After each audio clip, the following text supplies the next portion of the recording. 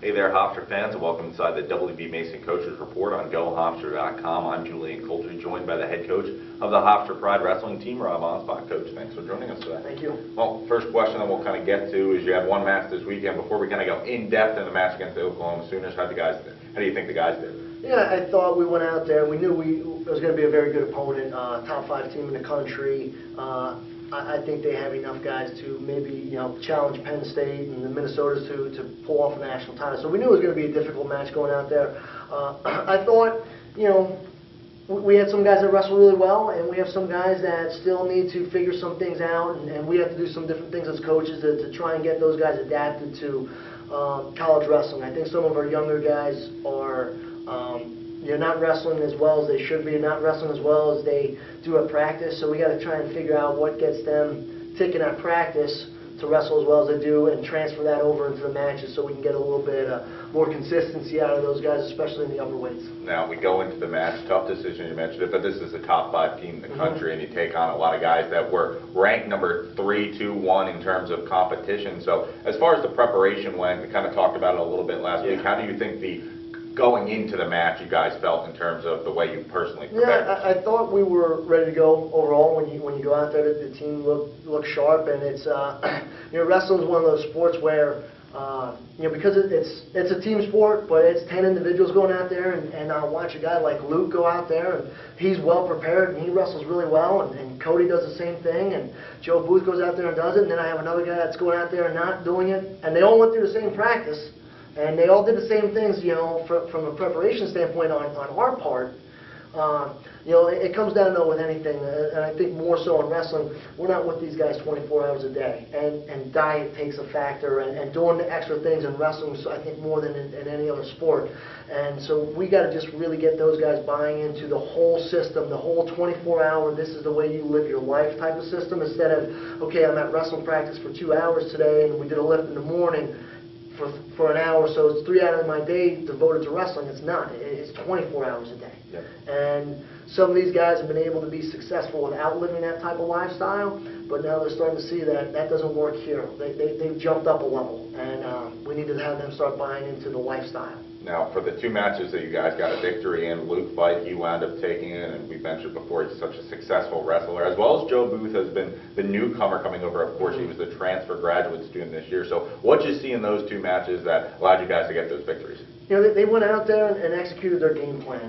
We talked about, before the match being aggressive, going out there, and, as a team we had talked about, this is anytime you're wrestling a big favorite, the thing that they're going to come out doing, they're going to try and steamroll you right from the start to kind of take away any confidence you might have. And I think what those guys did is they went out there and took the match to their opponents, and they showed them right from the start, hey, we're here to wrestle. We know what we're doing.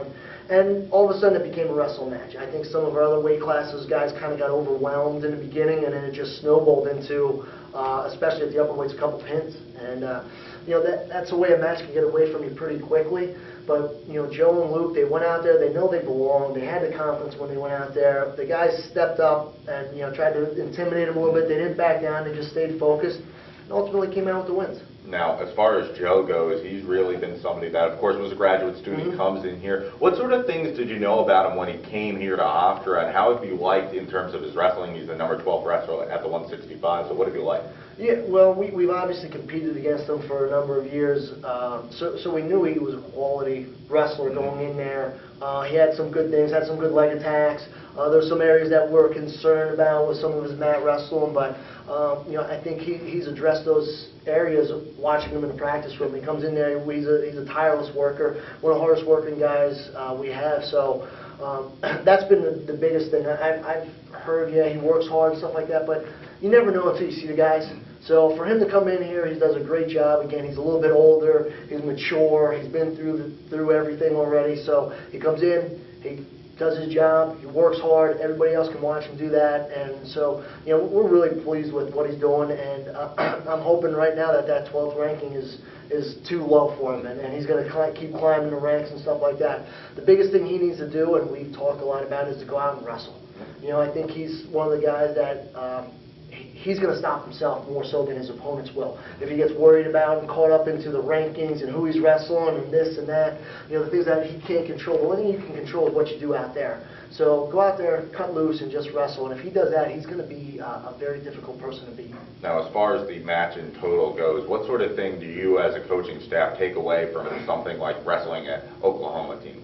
Well, it's, again, it's so individualized. If you just do a quick rundown, I thought, we can take a lot of positives from Jamie and Cody's matches. They wrestled well. They lost, but they wrestled well. So we can come back and we can look at those things and say, okay, this is what we need to do.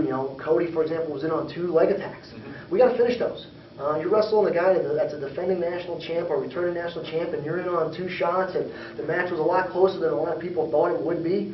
That's a great confidence booster, so we need to build off of that. The same thing with Jamie. We take a look at Jamel, and we don't get much from that match. He didn't do a very good job controlling his weight, and, the match, because of that, he was tentative. There's not a lot to do from that match. We just got to kind of chalk that one up and move on. The same thing with some of our other guys, Victor and Dave Heitman and Mike Hughes. There's not much to take from those matches. Dwight is a guy that we can look at that match and go, hey, that's a match we need to win. It was 3-2. You got taken down with no time left. You got to win those matches. That's 2 times you've lost matches in the last 5 seconds. We can't stop that. That cannot happen if you want to be successful at this level. So we'll look at it from individually as a whole, individually more than as what the team's really going to take from it. And some guys we got a lot from it, and some guys we didn't get much from it. So we go out there to wrestle those teams so we can compete against a high-level team and be ready, more prepared in March. Now, go to your next matchup, New York State Championships up in Ithaca this Sunday. This is more of as a lot of people know, and more like an NCAA tournament type thing where individual wrestlers get their individual seasons. They go on based off of that. What sort of scouting reports for different wrestlers are you most looking forward to going into the state championships? Well, it comes down to, this is important for a lot of different reasons for us. One, it's New York State, so recruiting-wise, you're going against teams that you're wrestling. And pretty much all the Division I teams in New York are now in the EIWA. So from a conference standpoint, we want to get there. We want to worry about seeding and stuff like that. I mean, we will see a lot of guys throughout the rest of the year, but if you don't, you want to make a good statement right now. So we want to go out there and prove a point. Cornell's obviously a good team with a lot of depth. Army, is going to be in great shape. They're always not the most talented guys, but boy, do they wrestle hard. So if you're getting a guy from Army, you got to be ready to go. Columbia's got some very good individuals. Binghamton has some good individuals. So again, it depends on the seeds and stuff like that. We know a little bit about a lot of the guys that we're going to see, and then once we get up there and we kind of see where the brackets throw out, we do a quick scouting report as round by round, we're watching what guys do. But again, for the guys like Cornell and Binghamton, we've seen a lot of these guys multiple times.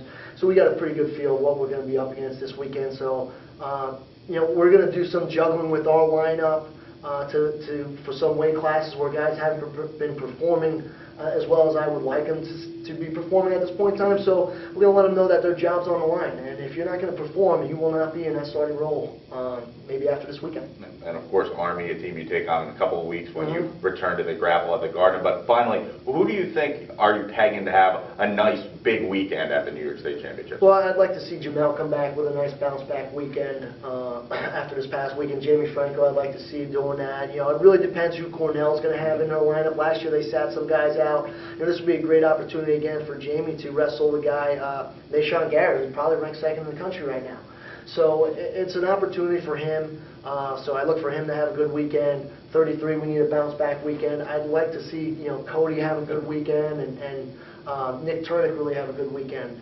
I expect Luke and Joe to continue doing what they're doing. And then at 74, we're going to do some different things. At 74, we're going to probably enter 2 guys at that weight class to see who really has a better tournament, so to see who's going to be the guy moving forward. So, there's a lot of things going to be happening this weekend, but it ultimately comes down to whoever we put out there. I want to see them go out there, compete, wrestle hard for 7 minutes, and look to get some points on the board. Head coach Rob Anspach, thanks for the time. Thank you. Of course, Hofstra fans, you can tune into the W.B. Mason Coaches Report each and every week right here on GoHofstra.com.